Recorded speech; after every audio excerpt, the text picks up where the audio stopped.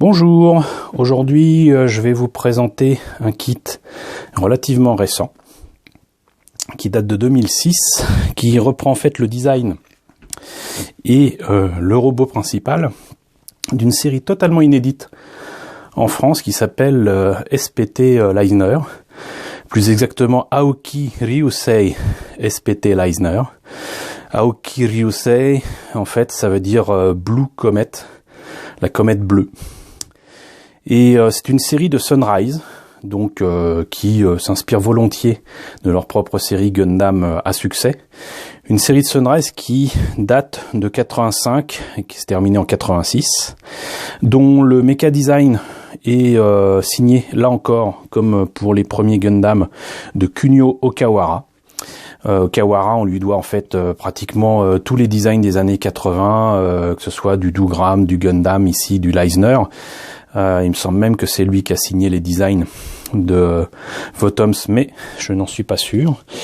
Et le réalisateur n'est pas n'importe qui, puisque j'ai appris, là j'ai fait mes petites recherches pour une fois, il s'agit de Ryosuke Takahashi, et lui justement, on retrouve avec ce monsieur, on le retrouve à la réalisation de Dougram, qui est totalement inédit en France, et de Votoms. Toutes les versions de Votoms qui sont sorties de 83 jusqu'à maintenant, c'est signé de monsieur Takahashi. Donc pas n'importe qui, hein. Et on lui doit aussi une version beaucoup plus ancienne, une série télé de Cyborg 009 qui est très peu connue en France malheureusement. On lui doit aussi le troisième volet d'une série d'OEV qui était sortie chez Kazé il y a plus de 20 ans. C'était Cockpit. C'est l'OEV numéro 3, celle avec les soldats japonais qui essayent de rejoindre leur armée ou je ne sais quoi avec comment dirais-je, une moto. Un rafistolé, si je me rappelle bien, parce que ça fait là aussi plus de 20 ans que je l'ai vu. Il a signé aussi et réalisé Gasaraki, qu'on a eu en France et dont je vous ai parlé il y a quelques temps, grâce à quelques maquettes. Et une série qui est sortie il y a, je crois, plus de... presque 20 ans, en tout cas au Japon. C'est Blue Gender. Et donc série post-apocalyptique avec des insectes géants qui bouffent les humains.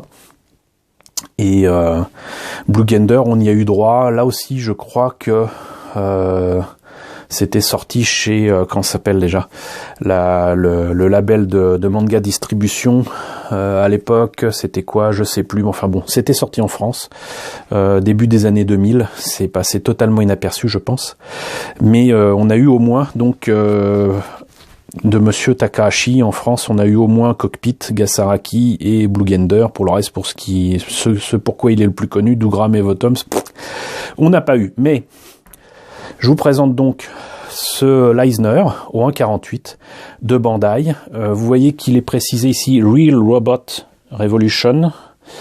Je sais pas si c'est super visible. Voilà. Real Robot Revolution. Et en fait, Real Robot, pour ce que j'en ai compris, ce terme opposé donc au super robot, a surtout été trouvé pour différencier les différents mechas qui apparaissaient dans des jeux vidéo, notamment un jeu vidéo qui était Super Robot Tyson. Et il tenait absolument à mettre des mechas qui ne sont pas des super robots. Et donc la différenciation s'est faite avec certains robots de Sunrise, comme Gundam, comme Leisner, comme beaucoup de choses. Donc de dire que c'était des Real Robots. Donc c'est une maquette relativement récente qui ne date pas du tout de la série donc de 85 ou de 86. J'ai des maquettes de 85-86 de Leisner, pas énormément mais j'en ai quelques-unes. Quand je les retrouverai, je vous les présenterai, mais une chose est sûre, c'est que à ma connaissance, le Leisner n'existait pas au 1.48.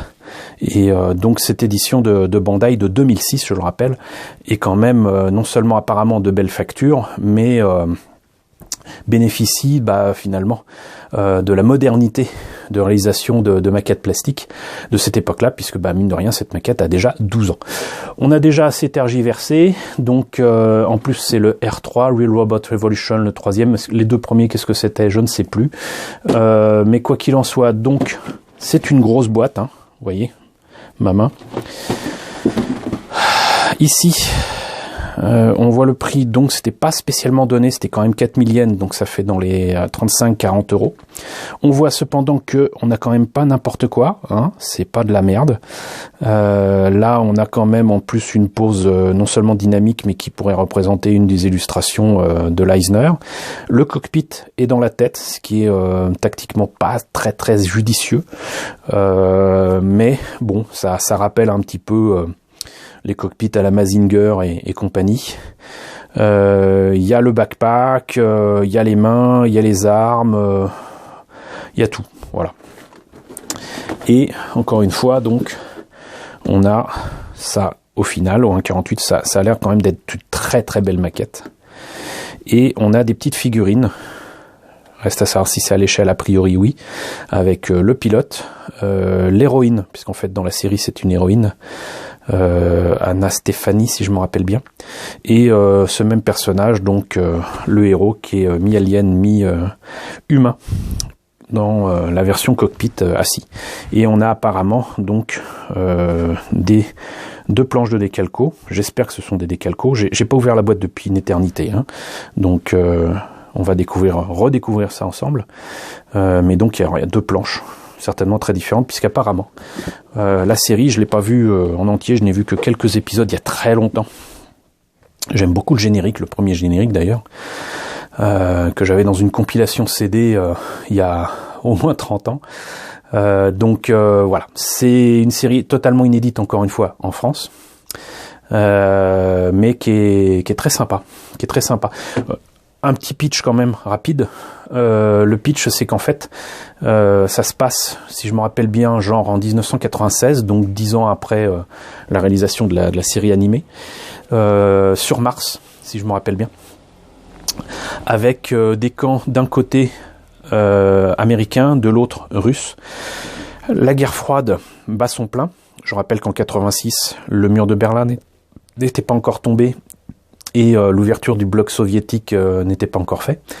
Donc c'était tout à fait crédible. Et dans ce contexte de guerre froide, dans ce contexte où l'homme a quand même réussi à aller coloniser Mars, mais avec des moyens relativement limités, débarquent de nulle part des robots à forme humanoïde qui attaquent la base sur laquelle se sont posés quelques heures auparavant des étudiants terriens, dont Anna Stéphanie, c'est arrivé, en fait, apparemment, plusieurs robots chassent ce robot bleu, et entre les deux, entre le marteau et l'enclume, se trouvent ces pauvres terriens, cette pauvre base terrienne, et apparaît donc un pilote humain, en tout cas en partie humain, qui dit attention, je viens vous prévenir, la Terre est visée par un empire galactique dont vous n'avez pas connaissance et qui utilise visiblement une technologie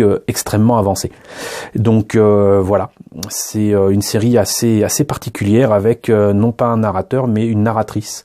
Et le héros y est présenté, mais c'est pas lui qui raconte l'histoire. Voilà, on a fait le tour. Désolé, c'était un peu long. On va voir ce que ça donne à l'intérieur. Alors, vous m'excuserez d'avance. Je n'ai pas sorti les pièces des grappes, toujours pour les mêmes raisons. Savoir qu'il y a beaucoup de petites pièces, il y a beaucoup de choses transparentes, il y a beaucoup de choses qui risquent en fait de s'abîmer. Même si je les remets dans les sachets, ça risque de s'enlever et puis ensuite les pièces de se balader dans la boîte et peut-être même de se perdre, on ne sait jamais. Donc on va éviter ça. Par contre, on va commencer par la notice qui est quand même super bien fournie, c'est presque un bouquin. Et essentiellement en couleur. Bon, il y a quelques parties en noir et blanc, mais bon, voilà. Donc, on a ici des explications autour de SPT l'Eisner. Il est précisé ici que, du coup, effectivement, comme quoi ma mémoire ne faisait pas défaut, ça commence en 1996, dans la série. Et on a donc les deux personnages principaux, on va dire, qui sont là. Et il s'appelle Blue Comet parce que voilà, c'est opposé à la comète rouge qui est Char Aznable, j'imagine, dans Gundam. Donc ici, présentation des pièces. On pourrait croire qu'il n'y en a pas beaucoup, mais je trouve quand même qu'elles remplissent bien la boîte. Et on a essentiellement des petits X, des petites croix sur des pièces de... comment dirais-je, des pièces pour les articulations, quoi. Alors, on commence. C'est assez bien présenté quand même. On sait exactement ce qu'on fait, on sait où sont les grappes. Voilà, c'est pour ça que c'est certainement très volumineux comme notice. Mais il y a les conseils d'usage pour couper les pièces et le faire correctement. Donc on coupe avec l'ergot et ensuite on enlève l'ergot proprement. Là on voit qu'on va s'occuper de la tête et là on a toutes les grappes nécessaires pour faire cette partie. Et une fois qu'on a terminé, voilà. Ensuite on s'occupe du buste, pareil, présentation des grappes. On a terminé. Ensuite on va s'occuper des bras. Pareil, on nous présente les grappes nécessaires, en gros tout, hein. Donc là ça prend un petit peu plus de temps. On réunit donc toute la partie supérieure du méca. Ensuite on s'occupe des jambes. On a enfin un, comment dirais-je, fascicule central avec de superbes photos du résultat final. Franchement, ça fait envie. C'est quand même une superbe réalisation. Là, c'est le dessin qui a été refait. Plat modèle mécanisme, illustration, Beecraft. Alors Beecraft, c'est le top du top de ceux qui ont remis, j'allais dire, au goût du jour, les méca design des années 80. Et ça, a priori, c'est donc le méca design de la série originale. Donc vous voyez, il y a quand même de subtiles différences entre ce dessin et celui-ci. Là, c'est franchement du Kunio Kawara, hein, ça sans doute possible. Là, c'est quand même un petit peu plus revisité en termes de forme. Et comme je vous le disais, donc, j'ai certaines de ces maquettes-là. Celle-là, je l'ai, j'en suis sûr. Donc, c'est du 1,72. Celle-ci, je l'ai, je pense même l'avoir en double. Je dois avoir au moins celui-ci qui est au 1 centième, qui est tout petit. Et je dois avoir quelques-uns. Voilà, je crois que j'ai celui-là. J'en ai pas énormément. J'ai pas toute la collection, ça c'est sûr. Mais j'en ai quelques-uns. Et donc là, historique, des bons vieux B-Club avec des illustrations ici pour ce magazine historique. Donc, on termine avec les jambes. Ensuite, on a bien évidemment les hanches. Ensuite, on s'occupe du backpack. Je devine qu'après, on s'occupe évidemment de l'arme. Et apparemment, il y a une espèce de point américain, on va dire, qui peut se développer, et des parties amovibles qui révèlent certainement des mécanismes à l'intérieur. Donc c'est quand même pas n'importe quoi. Voilà, les détails pour les décals. Ici les personnages. Et donc effectivement les détails intérieurs. Les pièces. Alors là, je pensais pas voir ça, mais apparemment, oui, effectivement, il y a des autocollants. Hein, 2006. Des autocollants pour les yeux, c'est pas plus mal. Et là, on a quand même un très très beau bleu, mais qui fait très plastique. Donc ça, c'est clairement le genre de choses que je peindrai de toute façon. Et puis là, l'intérieur des pièces nécessite de toute façon d'être peint autrement qu'en bleu. Donc voilà. Et Polycap, c'est le nom que je cherchais tout à l'heure. Ici, quelques pièces blanches pour les doigts. On notera que les doigts, en fait, là, sont liés. Mais si vous les coupez, j'imagine qu'il y a moyen, du coup, d'articuler totalement les doigts des mains. Mais je vous le conseille pas parce que, à force, ça finira par être un peu fragile. Ici, quelques pièces grises. Avec de beaux détails aussi. Je sais pas si c'est parfaitement visible.